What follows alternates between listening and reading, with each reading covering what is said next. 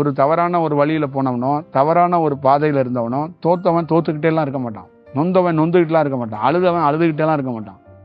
புரியுதுங்களா? அவனுக்குள்ளேயும் ஒரு செயல்பாடுகள், அவனுக்குன்னு ஒரு கணக்கு இருக்குது. அந்த கால கணக்குங்கிறது அதுதான். அந்த நேரம் மாறும், அந்த சூழல் மாறும். இப்போ அவனுக்கான பேசும், அவனுக்கான அந்த செயலும் கிடைக்கப்படும்.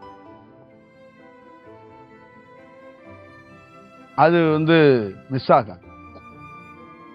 அப்படியே அவனுக்கு இந்த பிறப்புல கிடைக்கல அப்படின்னாலும் அவன் உயர்ந்த பாதுகாக்கையாச்சும் அவனை அப்படியே வெறுமனைகளை விட்டுட்டுலாம் போகாது.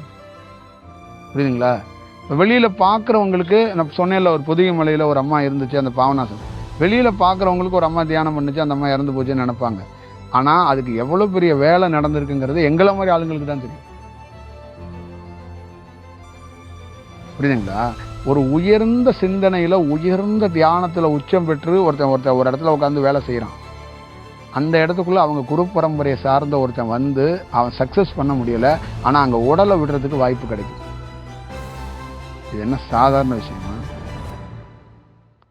அப்போ அந்த இடத்த பயன்படுத்தினார்ல, அவரோட அனுமதியில் தான் அது நிகழும், இல்லைன்னா நிகழாது.